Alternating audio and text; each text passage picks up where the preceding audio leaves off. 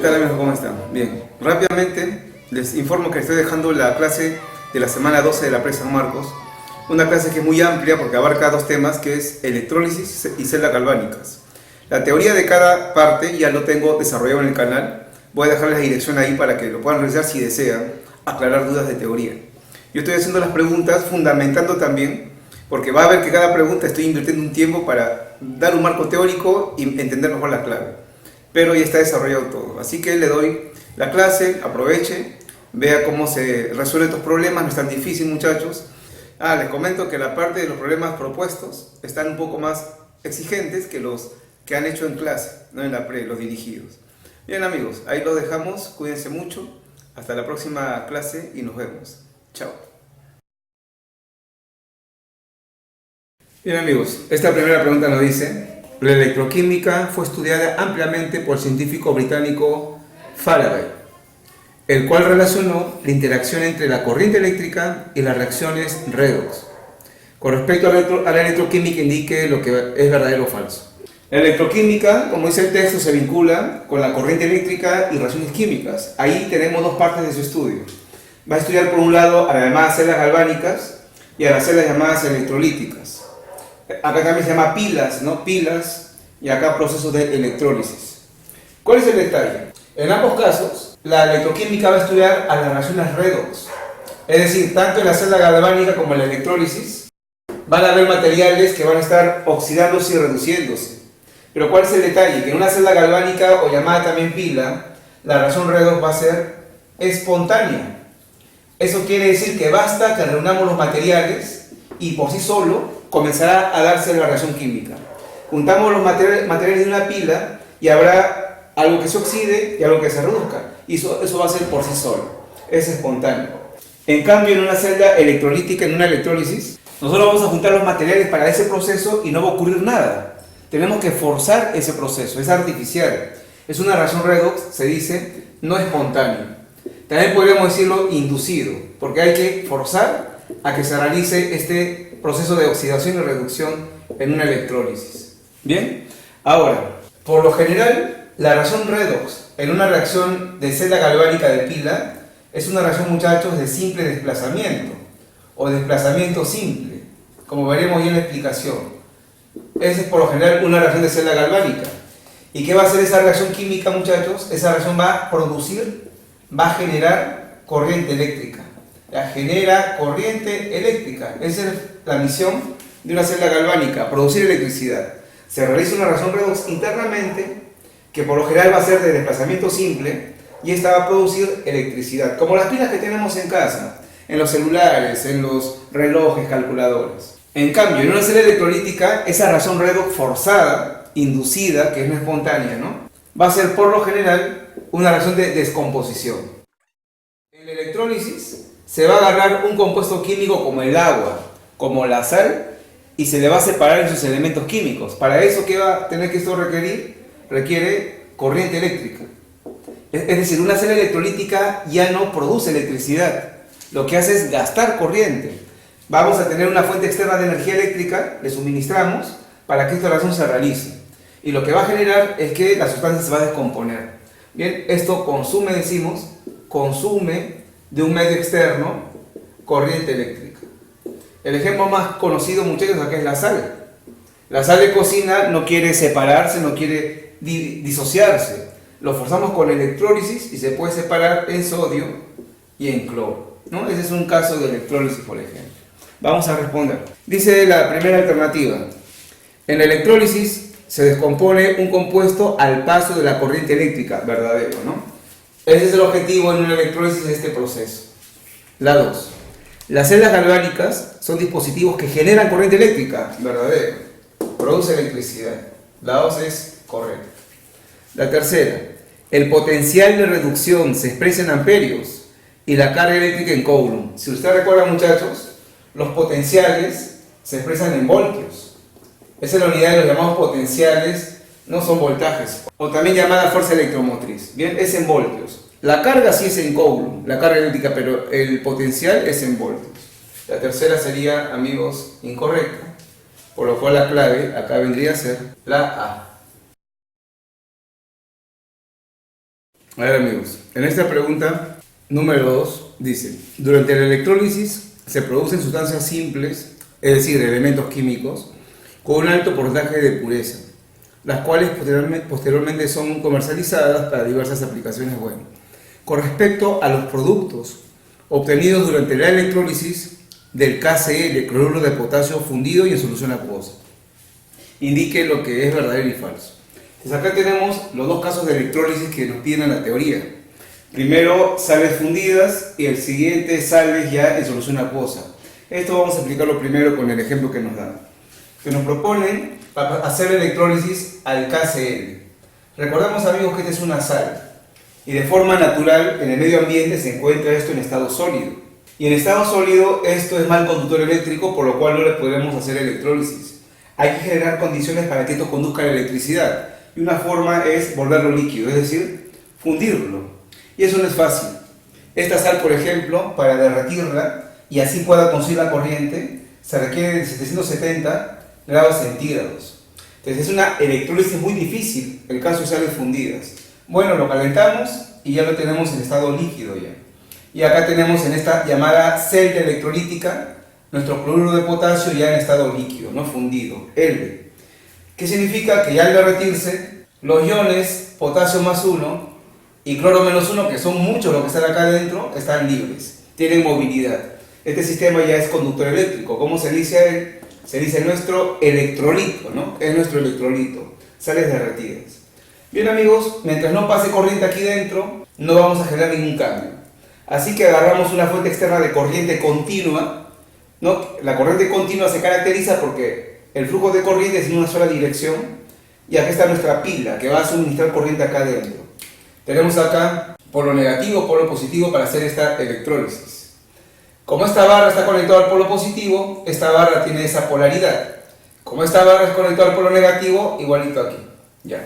¿Qué va a hacer el polo positivo en esta electrólisis? Como es positivo, va a atraer al anión.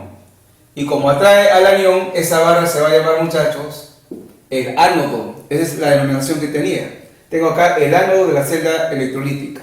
Esta barra que es negativa atrae a lo positivo, que es el catión. Como atrae al catión, esta barra se va a llamar el cátodo. ¿Está bien? Esa es su denominación. Ahora comenzará a desarrollarse el proceso. Pero hay que tener en cuenta esto. La sal no se va a transformar por sí sola. Estamos en electrólisis, un proceso inducido, no espontáneo. Lo puede hacer gracias a esta fuente externa que va a generar acá los cambios. A ver, ¿qué ocurría en el ánodo siempre? En sales fundidas, el anión se va al ánodo, muchachos, y comienza a aparecer burbujas en torno a ese ánodo, porque ese anión se está convirtiendo en gas. Esa es la conversión que hace el anión en el ánodo de una electrólisis de sal fundida. Y el cloro menos 1, como gas, es así, ¿no? Cloro 2, gaseoso. Entonces, ¿qué ocurrió acá en el ánodo? El cloro de carga menos 1 se está convirtiendo, muchachos, a cloro 2, que es un gas. Es un cambio químico. ¿Y cómo se define este cambio químico? A ver, de carga menos 1 a carga 0, la carga ha crecido. Esto se llama fenómeno de oxidación. En el ánodo siempre ocurre lo que era la oxidación. Balanceamos este proceso. Acá sería 2 veces. Menos 2 al inicio, menos 2 a que es 0. De menos 2 a 0 está perdiéndose 2 electrones. Ahí lo tenemos. Ahora, esos electrones perdidos, que ha sido gracias a la acción de la pila es la que está generando que esto pierda electrones. Estos electrones salen por este alambre, ¿no? Salen por el alambre externo y la pila los bota hacia el cátodo. Acá llegan los electrones. Ahora, para que el metal potasio se reduzca, se va a reducir. Va el potasio y ya se convierte en potasio neutro. Se ha reducido. El potasio, como es un metal, debería ser sólido normalmente. Pero como estamos en un sistema de mucha temperatura, ese metal sale fundido. Y acá comienza a aparecer el potasio en forma líquida en torno al cátodo. Eso es lo que va a pasar. Bien, muchachos, esa es la llamada reducción. Voy a escribir ahí la reducción. Sería de esta manera. El K más 1, que estaba en forma líquida, va a convertirse a potasio líquido todavía, pero ya neutro. Se ha reducido, ha ganado un electrón, ¿no? De más 1 a 0 ha ganado acá un electrón. ¿Bien? Y ahí tenemos los procesos que han ocurrido en cada lado. Ánodo, oxidación, en el cátodo no se olvide, se realiza la reducción. Una forma de recordarlo era por las letras, ¿no? Vocal y vocal. Consonante y consonante, ¿no? Esa era una manera. Entonces, muchachos, cuando son sales fundidas, son procesos a altas temperaturas, donde los aniones se van a convertir en gas y los cationes se van a convertir acá en neutros, pero siguen siendo líquidos. Siempre un metal, un catión, se va a obtener de forma monoatómica y los gases que van a ser libres en forma diatómica para nuestros problemas. Por ejemplo, en vez de cloruro de potasio, imaginemos que nos ponen óxido de magnesio fundido, L, líquido, acá no hay agua. ¿Qué sale en cada lugar? El anión, que es el oxígeno -2, se volvería O2, y el magnesio, que es el catión, se volvería magnesio neutro líquido, ¿no? Sería esa la idea. Si tuviéramos, por ejemplo, el bromuro de sodio líquido, ¿qué saldría en cada lugar? Al ánodo se ve el anión, que sería el bromo -1, se convierte en bromo 2 gaseoso, bromo 2, y al cátodo se va el sodio y sería sodio neutro líquido, ¿no? Esa es la idea ahí. Bien, muchachos, es un proceso muy caro, muy costoso, pero la ventaja de hacer esto es que nos permite obtener metales de grupo 1A, por ejemplo, que son muy reactivos, que así nomás no lo encontramos libre en la naturaleza. Vamos al otro. Bien, por otro lado, también podemos hacer electrólisis de esa sal, pero ya no de forma pura derretida, fundida, sino ahora disuelta en agua. Entonces acá tenemos un vaso con agua, la llamada sal electrolítica, y dentro del agua vamos ahora a disolver el cloruro de potasio, por lo cual nuestro electrolito ya no va a ser KCl líquido, sino le vamos a colocar acá la simbología AC, ¿no? Que está dentro del agua. Tanto la sal al derretirse como al disolverse en el agua va a generar que sus iones estén disociados. Los iones se encuentran ya libres, cargas móviles que pueden hacer la conducción eléctrica en el interior. Bien, ya sabemos que esta barra grande es el polo positivo, polo negativo. Barra positiva, el llamado ánodo. Barra negativa es el llamado cátodo de la sal electrolítica. ¿Qué sucede, muchachos? Que ahora, si bien es cierto, esto es más fácil de hacer, porque calentar la sal, tenerla fundida, es una inversión económica de combustible. Para mantener ese proceso 2 horas, 1 hora y media o más, hay que gastar energía ahí y es caro el combustible. Esto no, porque el agua está en el medio ambiente, le echo la sal, lo muevo, lo disolví y ya está. Se plantea que las soluciones acuosas, estas electrólisis, se realizan a 25 grados centígrados, condiciones ambientales. El detalle está que como ahora hay presencia de otra sustancia, no solamente de la sal, está la presencia del agua, el agua también quiere participar en los procesos redox. Esta barra positiva, que es el ánodo, buscaría llevarse para la oxidación las cosas negativas que tiene el sistema. Y acá, como cosas negativas, está por parte del soluto el anión, el cloro, y del solvente el oxígeno, también quiere participar ahí en esa oxidación, el agua con el oxígeno.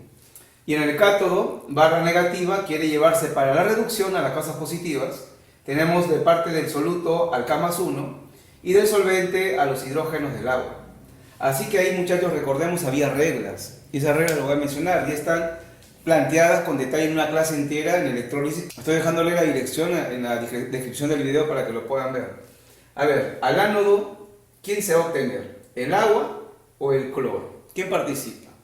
Recordemos, los aniones del grupo 7A, cloro -1, bromo -1, yodo -1, cuando hay agua, sí reaccionan, sí participan, ¿bien? Y ese cloro se convierte, al igual que en el caso anterior, en gas. Por esta parte no va a haber diferencia con una sal fundida. El anión del grupo 7A sí participa, y acá se va a generar, muchachos, cloro gaseoso.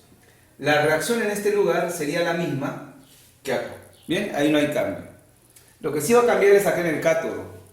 Y repito, hay reglas para saber si el soluto participa o no lo hace, o el agua ahí va a participar. En esta oportunidad, muchachos, si hay en la sal cationes del grupo 1A, sodio, potasio son los que más vienen. Grupo 2A, magnesio, calcio, bario. Esos cationes del grupo 1 y 2A no reaccionan, no tienen capacidad de hacerlo frente al agua. Ahí el agua es más capaz de reducirse y ganar los electrones en el cátodo. Así que el agua ahí participa. El agua participa de esta manera. Cuando el agua va al cátodo y participa, se forman burbujas porque se está desprendiéndose un gas por parte del agua. Y ese gas es el hidrógeno. Se libera hidrógeno gaseoso. Y además el agua hace esta reacción general. No vamos a ponerlo por acá. Ya cuando el agua está reaccionando, en el cátodo se reduce, va a generar, muchachos, hidrógeno gaseoso, pero además va a dejar en este medio iones OH-1. Esa es la reacción del agua líquida en el cátodo. ¿Y cuándo el agua en el cátodo reacciona? Cuando hay cationes en la sal del grupo 1 o 2A. Ya que ellos no lo hacen, el agua participa ahí. Bien, voy a balancear esto, salir así, muchachos, y gana 2 electrones. Ahí está todo el proceso. Entonces, acá este entorno del cátodo va a quedar OHs. Veamos aquí la respuesta. Primero decía, si se electroliza la sal fundida, se produce potasio en el cátodo. Y ese es verdadero, ¿no? La primera es verdad. La 2 nos dice, al electrolizar la solución acuosa se produce hidrógeno gaseoso en el cátodo. Y es verdad, ahí el agua participa y se forma hidrógeno como gas. Y la tercera, en ambos casos se produce cloro 2 en el ánodo. Es verdad, en el ánodo se va a producir cloro gaseoso para ambas electrólisis. Todo es verdadero, amigos, y la clave sería la C.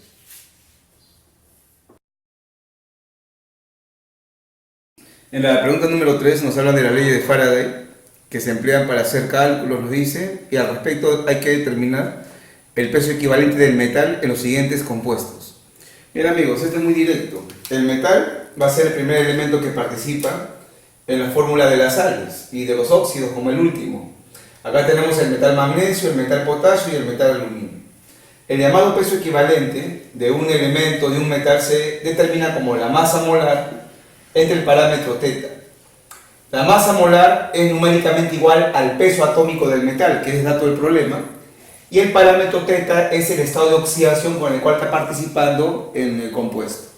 Así que para el magnesio, su peso equivalente sería su masa molar, que es 24, dato del problema, y θ es su estado de oxidación, su número de oxidación. Y el magnesio, como es metal del grupo 2, tiene una carga más 2. θ vale 2, y acá sería 12, el valor del peso equivalente.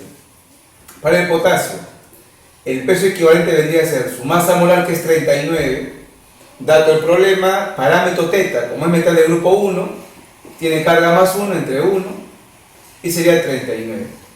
Para el metal aluminio, su peso equivalente vendría a ser su masa molar, que es 27, y su carga. El aluminio es un metal del grupo 3A de la tabla, por lo cual tiene carga 3, sería entre 3, ¿bien? No vaya a dividirlo entre 6. Para el peso equivalente de un elemento es su masa molar entre la carga de ese átomo. ¿Está bien? Su carga es 3, no es 6. De cada aluminio su carga es 3. Saldría acá 9. Muy bien, la respuesta es 12, 39, 29. La respuesta es la B.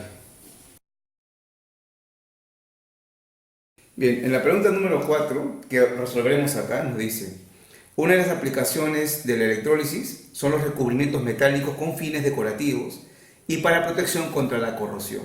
Al respecto, determine la carga en Coulomb necesaria para depositar 10,8 gramos de plata a partir de nitrato de plata acuoso. Masa molar de la plata, 108 gramos por mol. Bien, amigos, no es necesario hacer todo el análisis del proceso electrolítico porque se puede aplicar la fórmula de la primera ley de Faraday, pero voy a dar un panorama. Tenemos acá en este vaso, en esta cera electrolítica, nitrato de plata acuoso. Acá tenemos agua. Y también tenemos a la sal presente. Como toda sal en el agua está ionizada. Este es el famoso anión nitrato, que se encuentra ya libre acá en el agua. Y por otro lado, la plata, cuya única carga va a ser más 1, ¿no? Sucede lo siguiente. En el cátodo, electrodo negativo va a ir lo positivo a obtenerse, a reducirse. Y en este caso tenemos como opción a la plata de la sal, y al agua tenemos al hidrógeno, ¿no? Que también quiere participar, como lo vimos en el caso ya de un problema, del problema 2. ¿Qué sucede? Que la regla dice que cuando tenemos un catión metálico del grupo B, plata, cobre, hierro, zinc, níquel, etc., esos cationes sí van a participar ahí. El agua no lo hace. Si fuera un catión del grupo A, como 1A, 2A, esos sí no participaban, como dijimos, pero el grupo B sí. ¿Y qué hace ese metal? Se reduce y se va depositando. Poco a poco la plata se va a adherir, va a recubrir y así lo va a proteger a ese cátodo, ¿no? Podemos colocar acá de repente un clavo, una joya, una llave, algo metálico que conduzca la corriente, la plata encima se va a reducir y se va depositando. Y la plata de carga más 1 pasa acá a plata de carga 0, ¿no? Sólido, y ahí se va a recubrir. Listo, muchachos. Ahora, nos dicen que la masa de plata que se ha logrado obtener es una masa igual a 10,8 gramos. Y nos dice que hallemos cuánto fue la carga en Coulomb que fue necesario para ese objetivo, de obtener esa cantidad de plata. Bien, acá podemos hacer uso, muchachos, de la primera ley de Faraday directamente, que dice, ¿no? La masa obtenida en un electrodo de la sustancia, en este caso la masa es plata, es igual a su peso equivalente por la carga en Coulomb, que es lo que están preguntando, sobre la constante de Faraday, 96.500.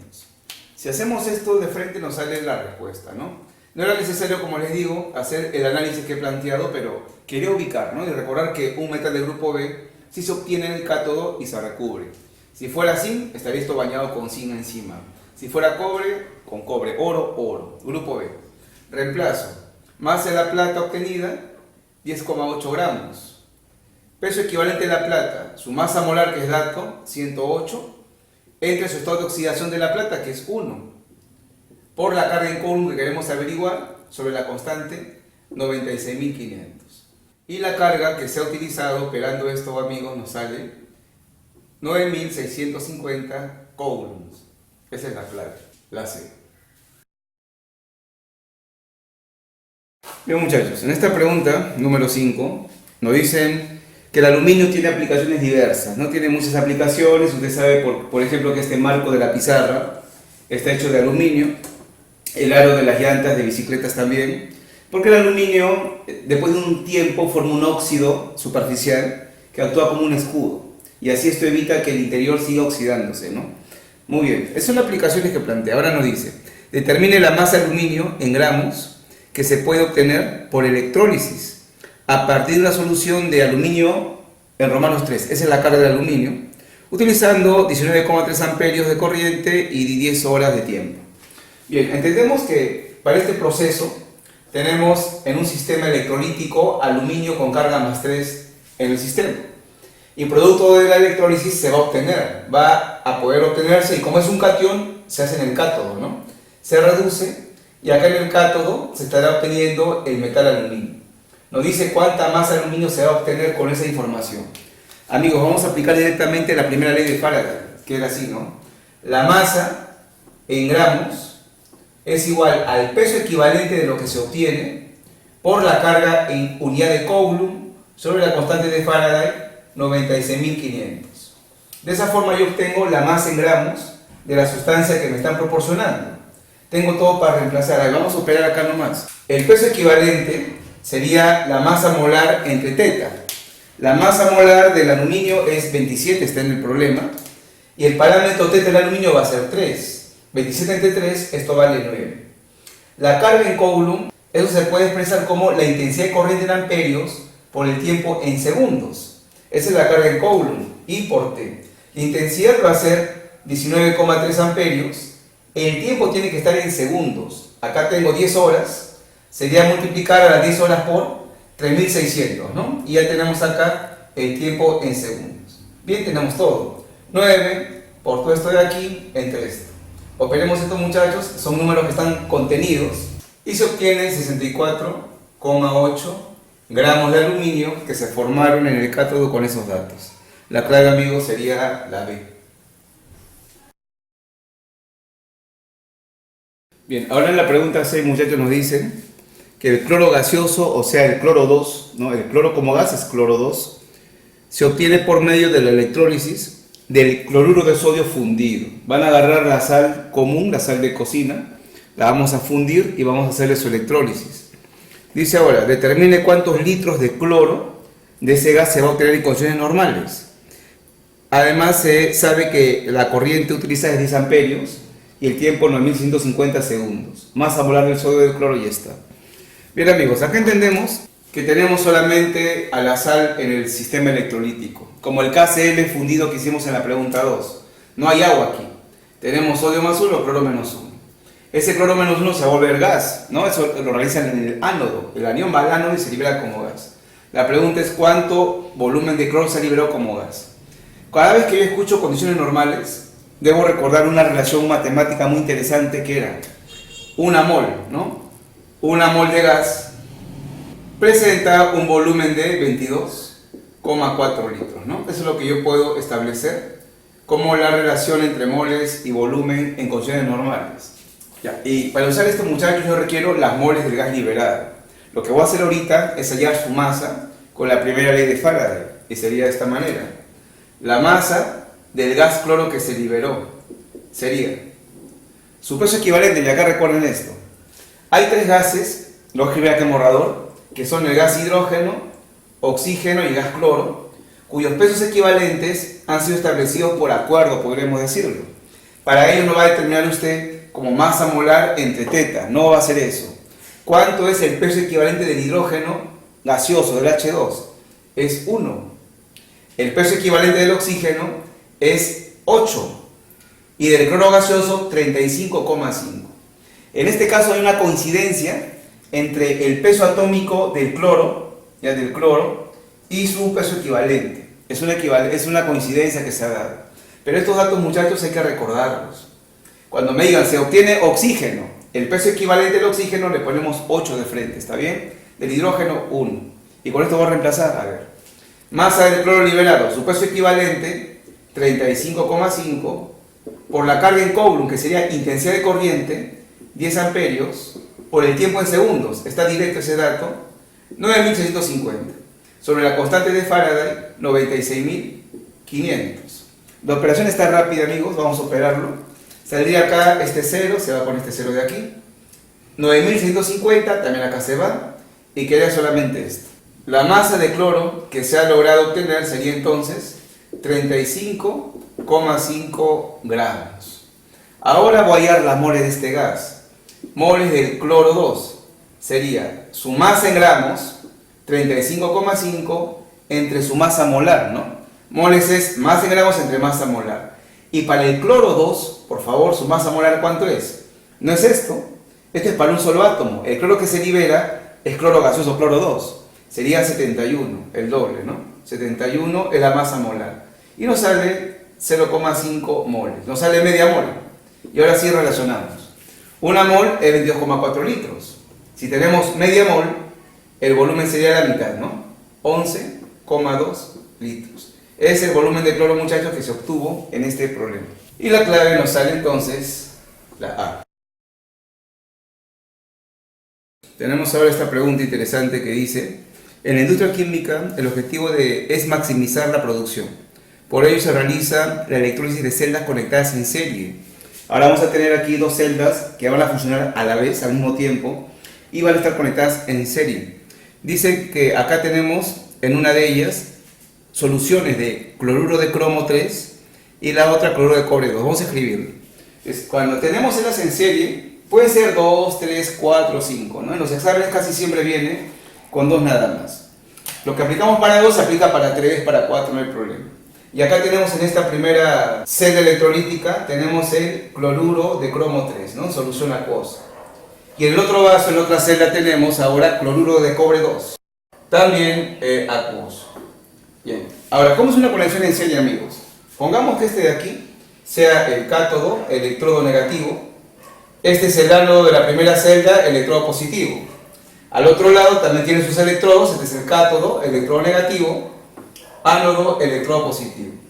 El detalle en un funcionamiento de las celdas en serie es que una sola pila va a generar el funcionamiento de ambas. Solamente una fuente externa para que alimente a los dos. Ya no es que cada uno tenga su propia fuente externa de corriente. ¿Qué hacemos? El polo negativo de esta pila, de la fuente de corriente externa, lo conectamos al cátodo. Y el polo positivo lo conectamos al ánodo de la otra celda. ¿Bien? Y entre ánodo y cátodo ahí hay una conexión. Estas son las llamadas celdas conectadas en serie. ¿Qué sucede? Que esta corriente va a ser suministrada al mismo tiempo para ambos recipientes. ¿Bien? A ver, vamos a ver lo que va a formarse aquí. Aplicando las reglas, muchachos. Acá tenemos dentro agua, tenemos H2O y tenemos los iones de la sal, que acá sería el cromo de carga más 3 y además el cloro menos 1. Estos son los iones que tiene este sistema. Vamos allá. Dentro del vaso también tenemos aquí solvente, que es el agua, y los iones serían el cobre de carga más 2 y además los cloros de carga menos 1. Tenemos estos iones en cada lugar. Aplicamos las reglas a ver para recordar qué sale en cada lugar. Acá, al ánodo se va el anión.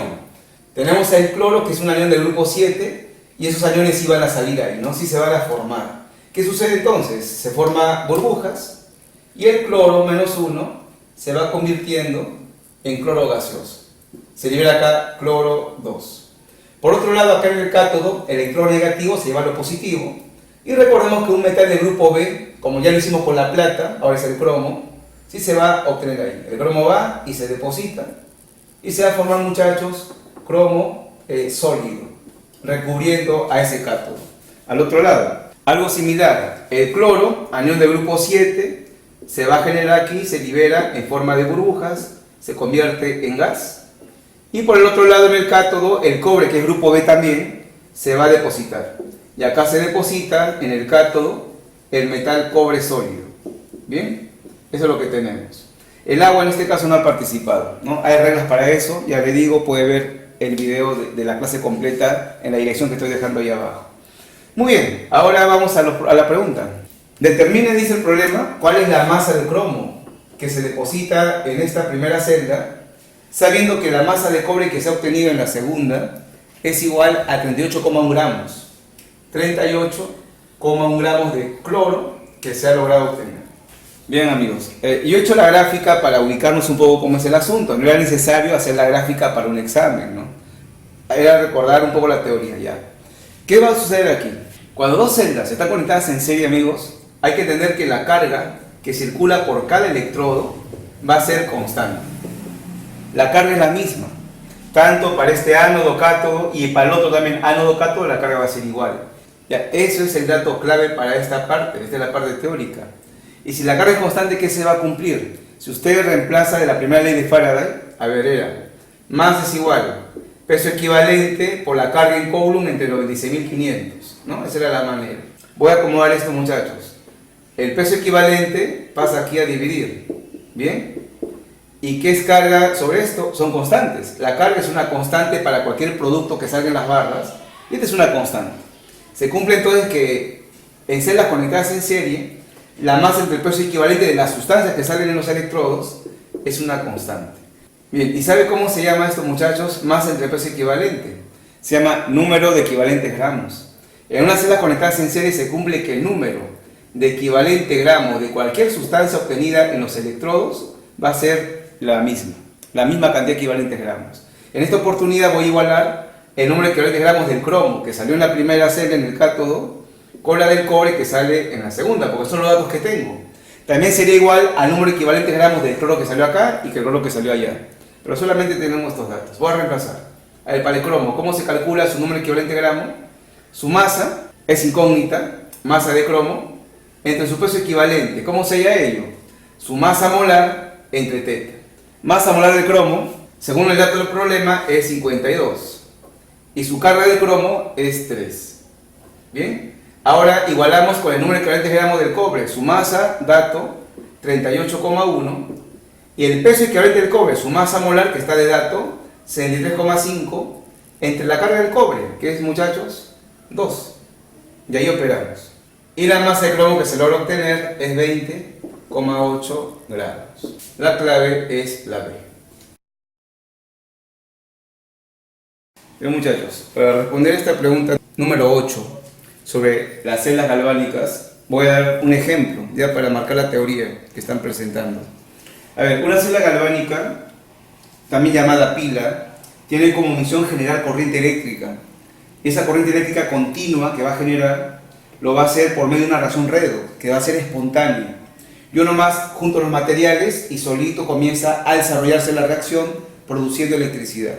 Para eso vamos a escribir cómo es una celda que fue una de las primeras, llamada la celda de Daniel. Para eso vamos a tener dos recipientes llamadas semiceldas o semipilas, dos vasos, en los cuales van a estar colocados dos electrodos que van a ser metales, porque los metales son conductores eléctricos. Bien, estos metales en la celda de Daniel fueron los siguientes. Acá coloco una lámina, una barra de zinc en estado sólido, y por allá fue una lámina de cobre, también en estado sólido. Ahí tenemos los electrodos, muchachos, ¿está bien? Habrá otras celdas galvánicas que se formarán, por ejemplo, con cadmio y con níquel.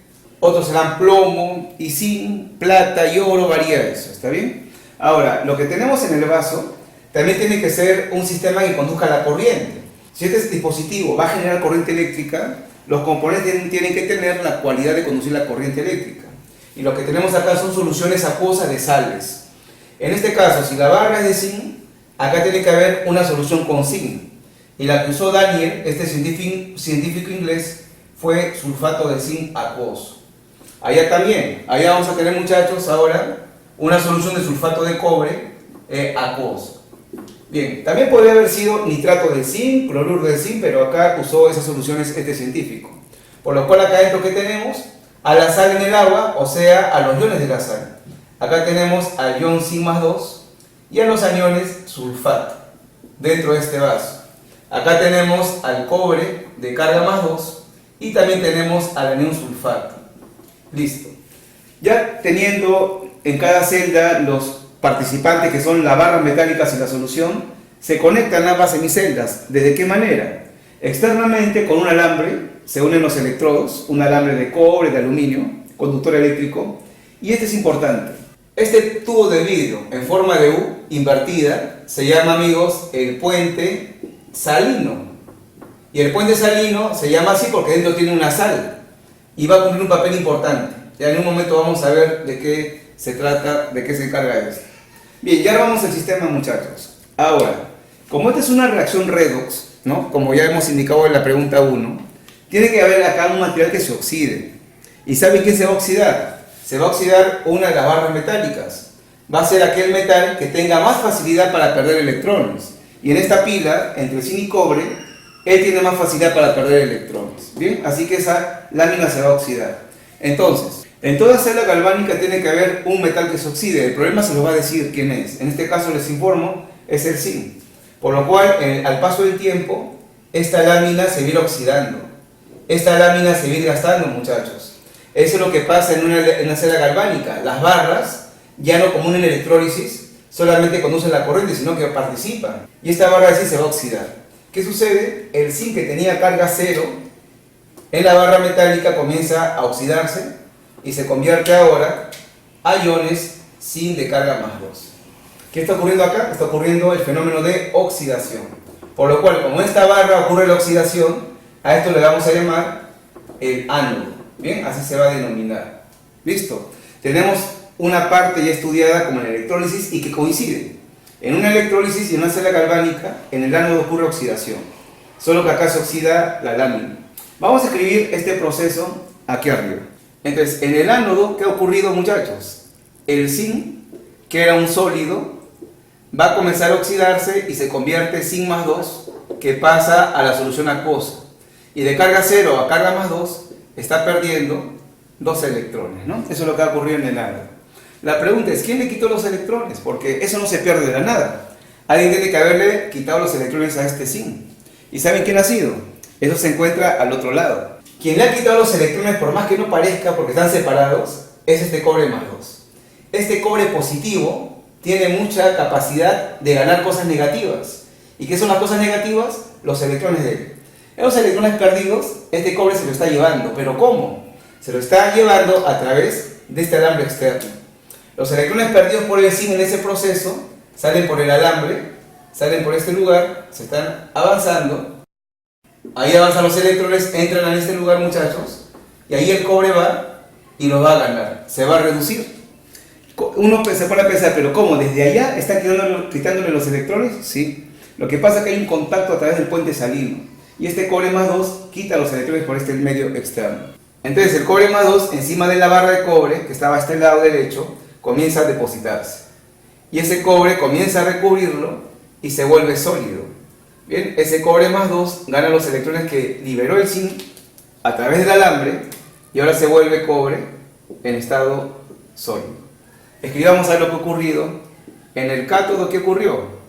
El cobre más 2, que estaba en el sistema acuoso, va a ganar 2 electrones que han venido desde el otro lugar, desde acá, y se reduce y se forma cobre sólido.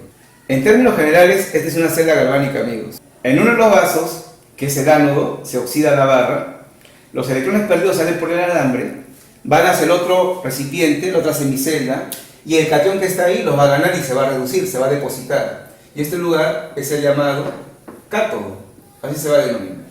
Ahora veamos algunas diferencias.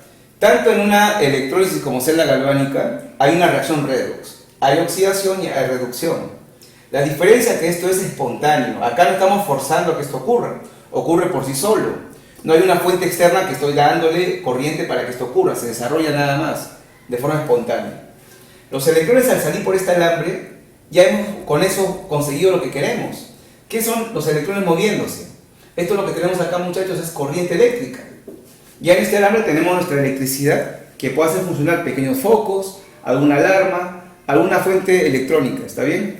Entonces acá ya tenemos la electricidad, ya tenemos nuestra corriente. La celda galvánica genera electricidad. Entonces hay cosas similares, ¿no? Con una celda electrolítica. También los electrones salen del ánodo al cátodo, ¿no? Salen del ánodo y se van al cátodo. También es similar eso a una electrólisis. Lo que es diferente es la polaridad, en este sentido. El ánodo en una celda electrolítica era un electrodo positivo. En una electrólisis el cátodo era un electrodo negativo. Acá no va a ser así. Analicen, muchachos, los electrones son negativos. Para que estas partículas negativas vayan de acá hacia allá, acá no puede ser positivo, pues esta barra. Si esta barra fuera positiva, electrones negativos no quiere salir, se queda acá, se atrae. Por eso acá se define el ánodo como electrodo negativo, y al cátodo, como ahí van a entrar los electrones, tiene que haber aquí una polaridad que lo atraiga al electrón. Por eso el cátodo se define positivo. Entonces, eso es lo que cambia con respecto también a una electrólisis, que los electrodos van a tener otra polaridad, no la inversa. Ahora, en cada proceso de oxidación y reducción van a haber potenciales formados, voltajes. No quiero entrar mucho en el mundo de la física, pero usted sabe esto. Si acá entran electrones, acá circulan electrones, ahí va a haber una intensidad de corriente. Igual, si por acá se van electrones, también los electrones acá van a generar, muchachos, una intensidad de corriente. Y además, el material por donde está circulando, esas barras tienen una resistencia. Todo material que es conductor eléctrico tiene internamente una resistencia que impide el paso de los electrones. Acá también. Y si multiplicamos esas propiedades de I por R, ¿qué va a generar en cada electrodo? ¿Qué va a aparecer? Voltajes, potenciales.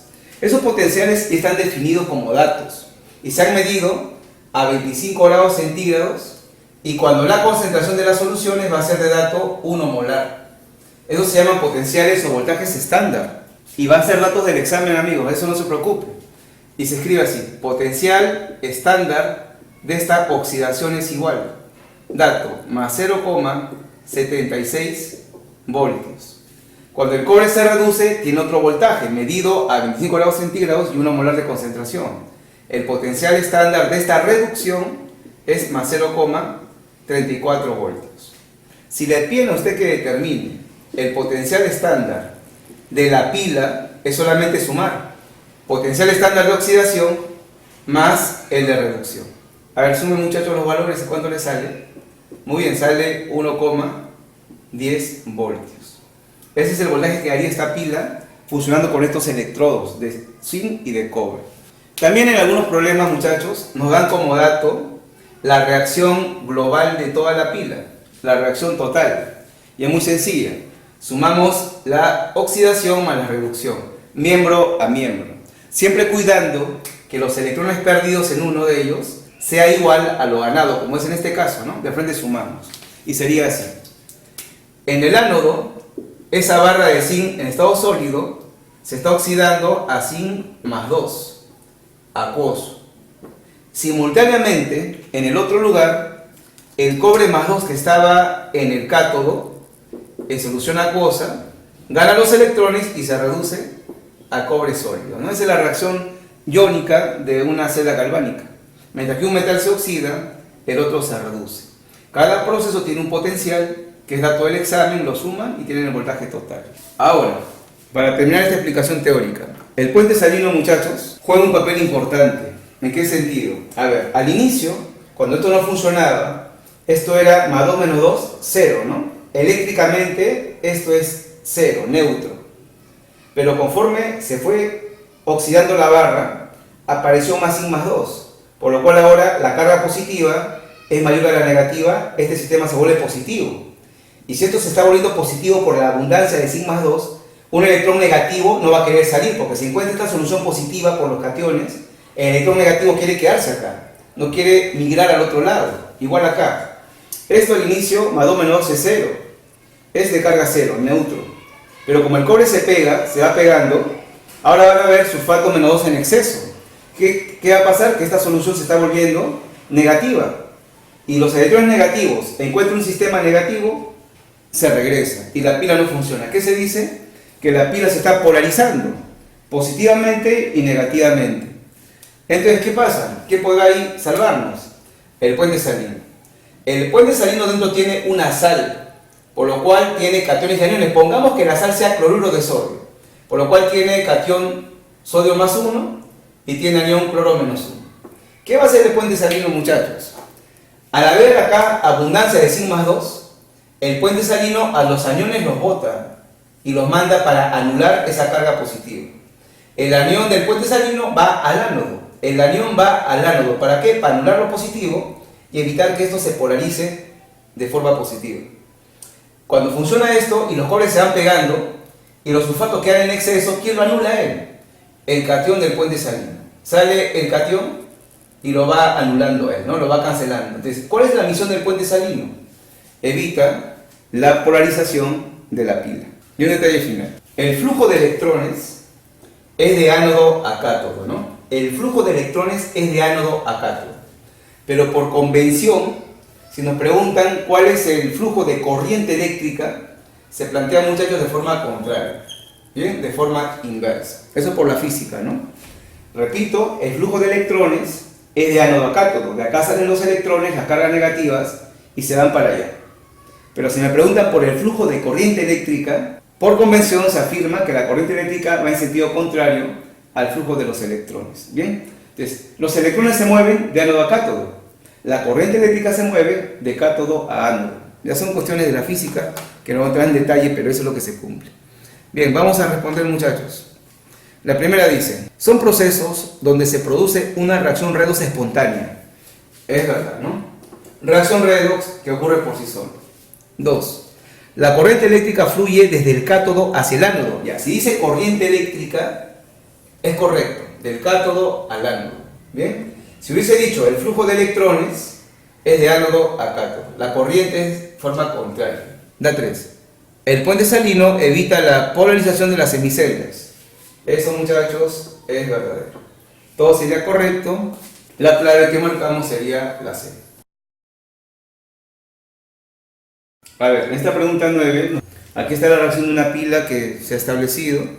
Tiene acá datos de potenciales y nos piden que para esta pila determinemos el potencial estándar en voltios. A ver, muchachos, esta es la reacción de la celda galvánica o de la pila que han generado, que han formado. Es una pila que ha sido constituida con cadmio y con titanio. Pero ¿qué está pasando en la pila? Acá no está diciendo los procesos. El cadmio de carga más 2 está pasando a carga 0. Y si la carga está disminuyendo, sabemos que esto es una reducción. ¿Estamos de acuerdo, no? Por lo cual, este cadmio estaría actuando como cátodo. Ya tengo el cátodo de la celda galvánica. Por otro lado, el titanio de carga 0 está pasando a más 3. Entonces, acá yo entiendo que la carga aumenta, esto es una oxidación. Por lo cual, esto está actuando en el ánodo. Muchachos, yo tengo que vincular las cosas con el ejemplo anterior.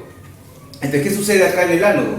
Hay una barra de titanio en el recipiente, el cual se está oxidando a titanio más 3. Los electrones perdidos van por el alambre al otro lado, y ahí el cadmio más 2 que está en el recipiente los gana y se reduce. Póngalo en el diagrama que hemos hecho en la pregunta anterior y se cumple que es una pila de esto. Ya, ¿cómo hallamos el voltaje de la pila? Muy simple, hay que sumar el potencial de la reducción más el de la oxidación. Para eso acá hay datos. Observen. Acá tenemos que el cadmio de más 2 pasa a cadmio 0. Aquí está. Ahora, esto es una reducción. Este es el potencial estándar de la reducción, como el problema lo dice, ¿no? También ahí en la hojita. Entonces ya tengo el voltaje de cadmio más 2 a cadmio 0. Un alumno dirá, profesor, pero acá yo tengo 3 y acá yo tengo solo 1. Tengo que multiplicar por 3 para que sea como acá indica el proceso, la reducción. 3 cadmio más 2 a 3 cadmio neutro. Es correcto, pero si usted multiplica por 3, acá sería, ¿no? 6 ahora electrones, ¿no?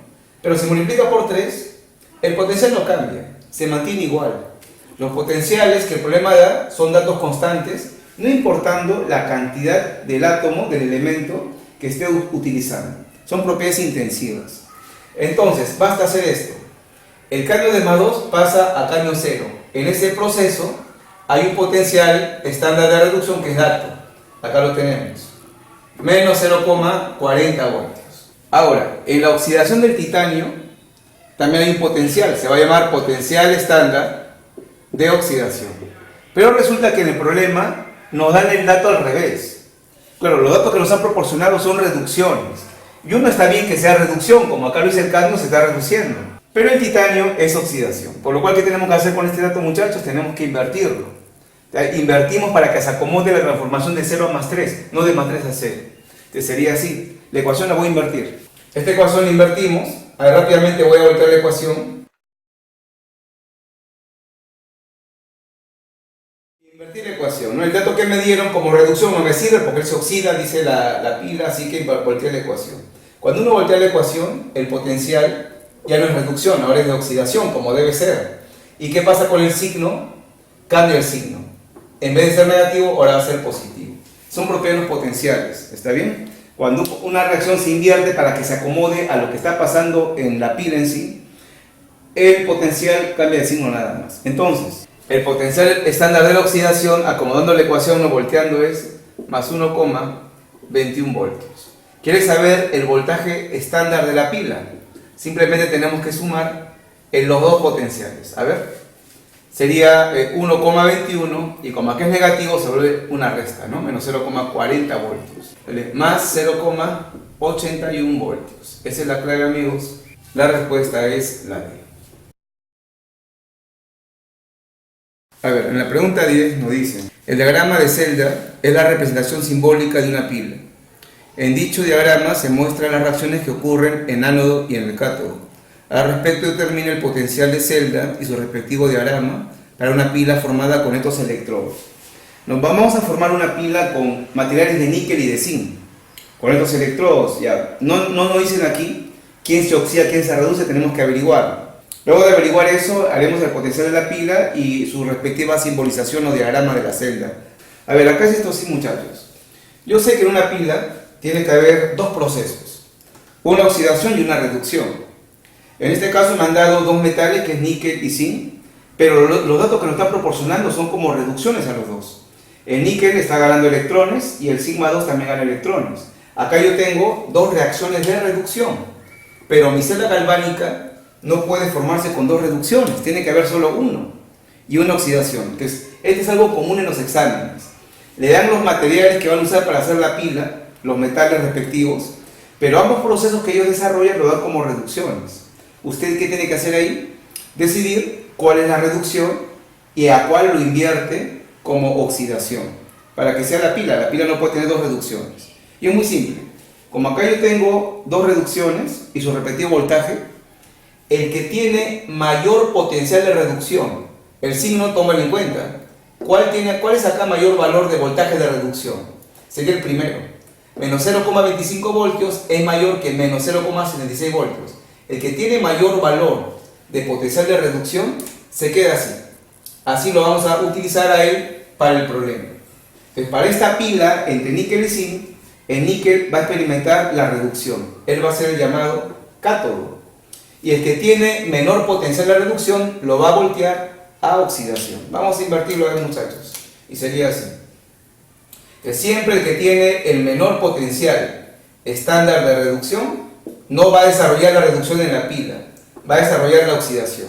Ya volteé la reacción, ahora sí está correcto, y el potencial estándar sería ahora de oxidación. ¿Qué hacemos con el signo? Lo cambiamos y ahora es más, 0,76 voltios. Bien, amigos, ya tenemos acá la otra reacción, que no se olvide. De las dos reacciones de reducción, se queda como reducción el que tiene mayor potencial. El que tiene menor lo voltea a oxidación. Ya tenemos acá el ánodo. Y el potencial estándar sería de la pila, entonces, menos 0,25 voltios más 0,76 voltios. Y nos sale más 0,51 voltios. Ahora, en lo que es el diagrama de la pila, ¿no? La simbolización se hace de la siguiente manera. Lo primero que se simboliza es lo que ha ocurrido en el ánodo y luego lo que ha ocurrido en el cátodo. ¿Ya? Y para eso se hace lo siguiente. A ver, ¿qué ocurrió en el ánodo? Aquí está. El zinc que era sólido se oxida a zinc acuoso más 2. ¿Qué pasó aquí? Esa barra ese se está oxidando, se escribe así. El zinc sólido se oxida a zinc más 2 acuoso. Y acá se coloca una barra, indicando que ha habido un cambio de estado físico, de sólido a acuoso. A veces se suele colocar al costado del zinc la concentración que tenía al inicio, pues era 1 molar, ¿no? En el dibujito que hicimos puede verlo. A veces no lo ponen también, no es algo obligatorio. Ahora vamos al cátodo, pero entre ánodo y cátodo hay un puente salino. Y el puente salino se indica con 2 líneas, así va a ser. ¿Y a qué pasó en el cátodo? Aquí está. El níquel más 2 que estaba en el medio acuoso se va a depositar en el cátodo, ¿no? Como níquel sólido. Sería así. El níquel más 2 que está en el medio acuoso, podemos colocar su concentración, quizás al inicio era 1 molar, se va a reducir a níquel sólido. Es el diagrama de la celda galvánica, muchachos. Primero se indica lo que pasó en el ánodo y luego lo que pasó en el cátodo. Voy a escribir acá una representación a ver cómo usted lo interpreta. Por ejemplo, digamos que esto le ponen en su examen y dice que analice verdadero o falso, ¿no? Desde frente le dicen, la plata es el electrodo que actúa como ánodo. ¿Qué dice usted? Muy bien, falso, porque el ánodo es lo que está a la izquierda. Esta parte es el ánodo, donde hay oxidación del magnesio de carga 0 a más 2. Lo que está después de las 2 líneas, que es el puente salino, esto es el cátodo. Reducción de la plata más 1 a plata 0. Bien, también acá le pueden decir, los electrones se mueven por el alambre externo del electrodo de magnesio al electrodo de plata. Y si usted recuerda, eso es verdadero, ¿no? Había un alambre que conectaba las 2 barras de magnesio hacia la plata y los electrones salían por ahí, en esa dirección. Los electrones se mueven del electrodo llamado ánodo hacia el cátodo, ¿no? Ya el flujo de corriente era contrario, como mencionamos en el problema anterior. Entonces, ese es el diagrama de la pila, ¿no? Esto se va oxidando, se va reduciendo. Bien, vamos a ver la clave. Pide el potencial de la pila más 0,51 y su respectivo diagrama. Y la clave, muchachos, sale la C.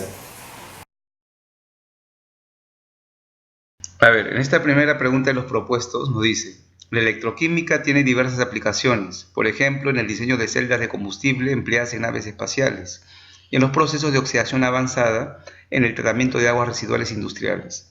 Bueno, este es un contexto sobre lo que trata la electroquímica. Ahora dice que indique la alternativa incorrecta respecto a la electroquímica. Vamos a justificar cada uno porque acá está la clave ya en negrita, ¿no? En lo que da la pre. Dice, los electrodos empleados son generalmente metales. Y eso es real, ¿no? Los metales más utilizados son cobre, plata, platino, por ahí, zinc, etc.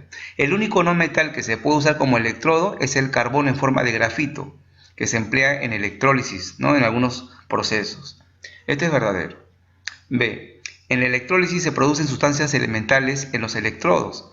Claro, en la electrólisis ya de forma específica descomponemos un compuesto y podemos obtener metales, ¿no? En el cátodo como sodio, plata, etc. Y en el ánodo pueden irse gases, como por ahí está el oxígeno, el cloro. O sea, elementos de la tabla, a los cuales se le llaman sustancias elementales. Eso sale por los electrodos, es verdadero. La C. En las celdas galvánicas se emplea un puente salino. Es verdad, ¿no? Hay un puente salino en medio que permite el contacto de los dos recipientes. Y la D. En el ánodo se realiza la reducción, en el cátodo la oxidación. Eso es lo falso. Ánodo, A es vocal, recuerde, se realizaba la oxidación que empieza con vocal. Cátodo, C consonante, se realizaba la reducción que es consonante. La D es la clave incorrecta. Bien, la pregunta 2 nos dice: la electrólisis tiene diversas aplicaciones, tales como la purificación de metales o electrorefinación. Bien, nos dice ahora, con respecto a la electrólisis del cloruro de níquel acuoso, indica lo que va a ser verdadero o falso. Bien, a ver, muchachos. Tenemos acá una solución. Tenemos acá dentro del recipiente agua. Y también tenemos a los iones de la sal, que sería el níquel de carga más 2, el níquel positivo y además los aniones cloruro. Están dentro de la solución. Ahora, a la izquierda hemos puesto al cátodo, electrodo negativo conectado al polo negativo de esta pila, y el ánodo, electrodo positivo conectado acá al polo positivo de la pila que está alimentando al sistema. Bueno, en esta electrólisis vamos a generar productos y según las reglas, recordemos cuáles son. Aquí al ánodo se va a lo negativo. Este anión del grupo 7, que es muy común, ¿no? Ya lo hemos visto en varios problemas, participa. Ahí el agua no va a participar. El cloro se va a convertir a su forma gaseosa. Y acá se libera entonces cloro 2 como gas. ¿Escribimos la reacción? Entonces, en el ánodo, los aniones cloruro que están en el medio acuoso van a oxidarse a su forma gaseosa, cloro 2 como gas. Balanceamos, acá sería 2 cloros, menos 2 a 0, restamos A perdido 2 electrones. Esos electrones perdidos salen por este alambre, por acá salen los electrones, se dirigen a la pila, la cual las va a impulsar hacia el cátodo. Acá llegan los electrones y ahora aquí veamos qué pasa. El níquel es un metal del grupo B y los metales del grupo B cuando hay agua sí participan y el agua no lo hace. Y el níquel ahí se va a ir depositando. Así que ese níquel que está en medio acuoso comienza a ganar los electrones y se vuelve ahora níquel sólido y en estado neutro, ¿no? Y se va a depositar de esa manera. Esto justo sirve para un recubrimiento. Esto se llamaría el niquelado. Recubrir a un material con níquel para protegerlo contra la oxidación, la corrosión. Escribamos lo que ha pasado. En el cátodo se puede afirmar que el níquel más 2 que estaba dentro del recipiente se ha reducido a níquel 0. Lo que era acuoso se ha vuelto ahora sólido. De más 2 a 0 está ganando 2 electrones. Eso es lo que ha ocurrido. Bueno, marquemos a ver lo que pide. Dice la primera. Los iones cloruro se dirigen hacia el ánodo donde se reducen. Falso. Ellos van al ánodo a oxidarse. Eso hay que recordarlo, ¿no? Los aniones van al ánodo y ahí ocurre oxidación, no ocurre reducción. La primera alternativa, muchachos, es incorrecta. La 2 dice, en el cátodo se representa la siguiente semirreacción y nos pone justo esa que hemos escrito, ¿no? Y es verdadero. El níquel de más 2 acuoso gana 2 electrones y se reduce a níquel sólido. La 2 es verdad. Y la tercera nos plantea, para producir una mol de níquel se necesita un Faraday. Para eso hay que recordar lo siguiente, muchachos. No se olviden que un Faraday es una forma de expresar la carga eléctrica. Esto es la carga que trae consigo una mol de electrones. Un Faraday equivale a un mol de electrones, la carga que trae esta cantidad de partículas, la cual va a ser igual a 96.500 Coulomb. Que cuando a mí me dicen, ¿no? He utilizado un Faraday de carga, es la carga que trae consigo una mol de electrones. 2 Faraday, 2 mol de electrones, 3 Faraday y así. Y esto es equivalente también, ¿no? Un Faraday, 96.500 Coulomb, 2 Faraday y el doble, y esa es la relación. Acá nos decía que para producir una mol de níquel se necesita un Faraday. Vamos acá. Acá tenemos el níquel formado.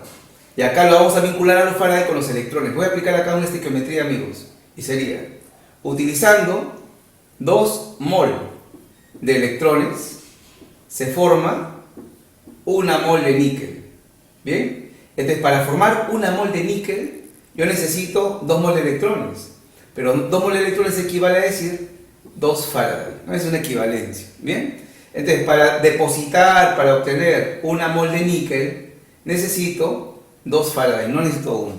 Por lo cual la tercera sería una respuesta falsa. La clave es falso, verdadero, falso. Y corroboramos que la respuesta, muchachos, es la C. Bien, esta pregunta 3 nos plantea, se quiere platear uniformemente una placa de 10 centímetros cuadrados de superficie. Acá tenemos la placa, amigos, cuya superficie nos plantea el dato va a ser de esta área.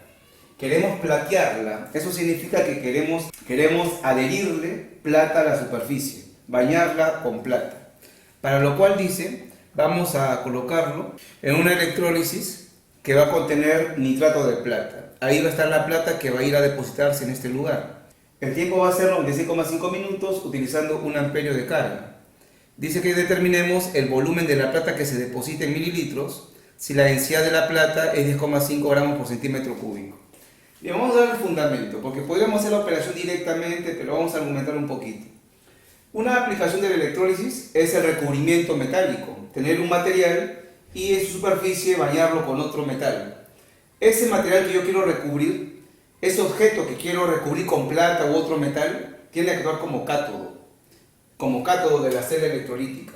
Es lo amarramos al cátodo y es un polo negativo. Ahora, el metal que se va a pegar encima tiene que estar en la solución y tiene que ser un metal del grupo B, porque solamente cuando hay agua, los del grupo B pueden depositarse, pueden reducirse. Aquí está la plata más 1. Podría ser también con cobre, con níquel, con zinc, con oro. Acá está haciéndolo con plata.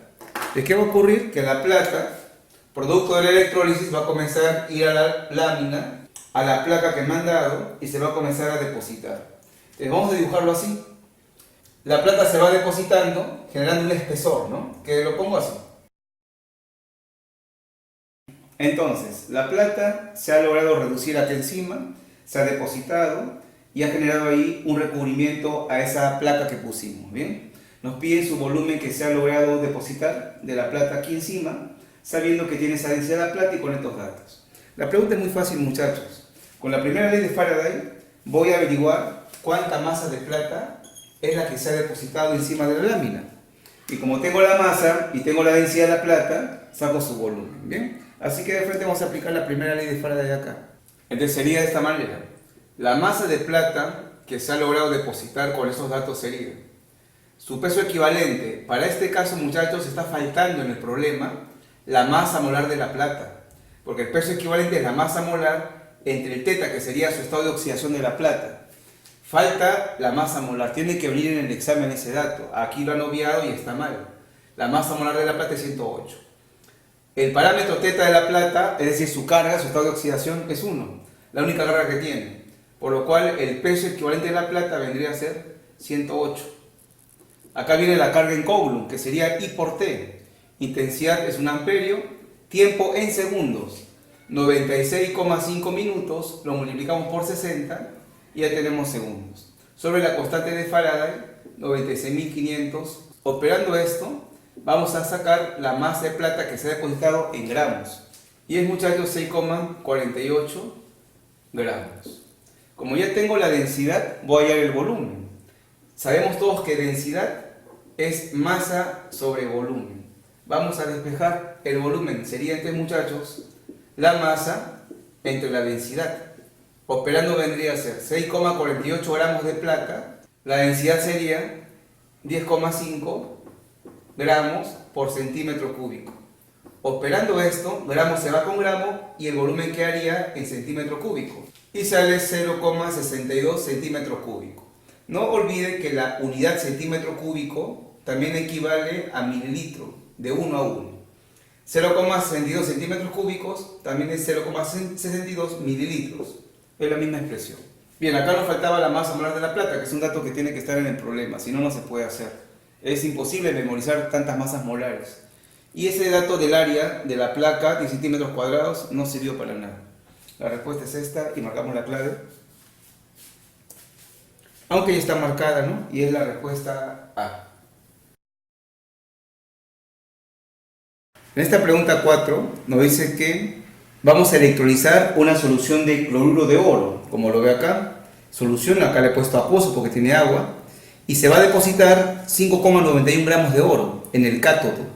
Determina el volumen de cloro gaseoso, cloro 2, en litros, formado en el ánodo en condiciones normales. Y no de las masas molares.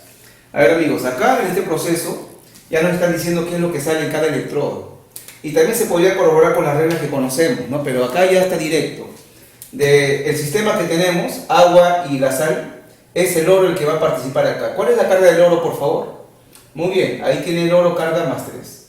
El oro va a ir al cátodo y ese oro se va a depositar. Se vuelve sólido y comienza a recubrir al cátodo. Nos dicen que la masa de oro que se ha logrado obtener es igual a 5,91 gramos. Ya tenemos la masa de oro obtenida. Por otro lado, el cloro que se encuentra aquí, que es un cloro menos 1, va a ir al ánodo a oxidarse. Y el problema plantea que se forma gas cloro. Bien, así que acá el cloro se libera como gas. Cloro 2 gaseoso. Nos dice que determinemos cuál es el volumen en condiciones normales de ese gas que se libera, ¿no? En el ánodo, el cloro gaseoso. Acá vamos a hacer lo siguiente, muchachos. El cloro que se está liberando por el ánodo y la plata que se está depositando están llevando a cabo esos procesos con la misma carga. la carga va a ser constante para el ánodo y para el cátodo. ¿Por qué razón? Porque los electrones que salen de aquí, no sé, 8 electrones, 10 electrones, tienen que ser los mismos que entran acá. Los electrones perdidos y los ganados son iguales. Y si la cantidad de electrones es la misma en ambos electrodos, tiene que haber igual cantidad de carga, ¿no? Porque la carga es debido a los electrones. ¿Bien?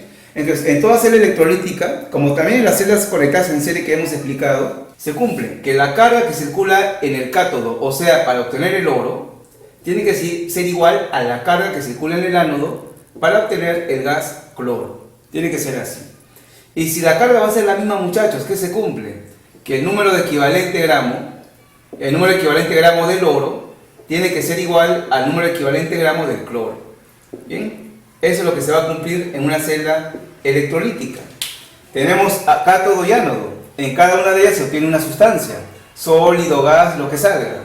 Y va a cumplirse que el número equivalente gramo de lo que se obtiene en el cátodo y el ánodo son iguales. ¿Cómo se despeja el número equivalente gramos? Es masa entre peso equivalente.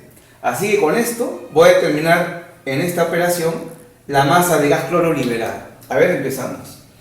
Equivalente gramos del oro, su masa, 5,91 gramos, entre su peso equivalente, que sería su masa molar, que el problema nos está dando, 197, entre su estado de oxidación, que es 3. Igual al número equivalente de gramos del cloro, que sería su masa, es la incógnita, masa del cloro liberado. ¿Y cuánto es el peso equivalente del cloro, hemos dicho? Muy bien, 35,5. Recuerden la teoría que hemos explicado, amigos. Ahora operemos esto. Y vamos a sacar como dato la masa de cloro.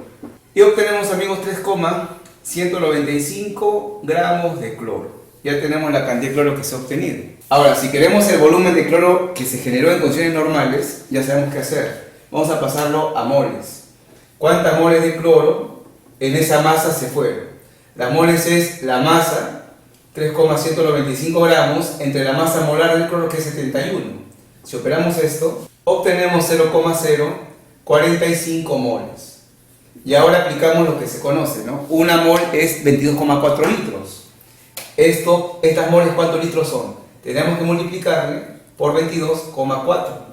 Y ya tenemos esas moles en litros a condiciones normales. Y sale, muchachos, 1,008 litros. Viendo la clave, lo han redondeado a 1 litro nada más. Esa es la respuesta. Bien, la última pregunta nos dice que tenemos acá una reacción de una celda galvánica y determinemos el potencial estándar de esta celda.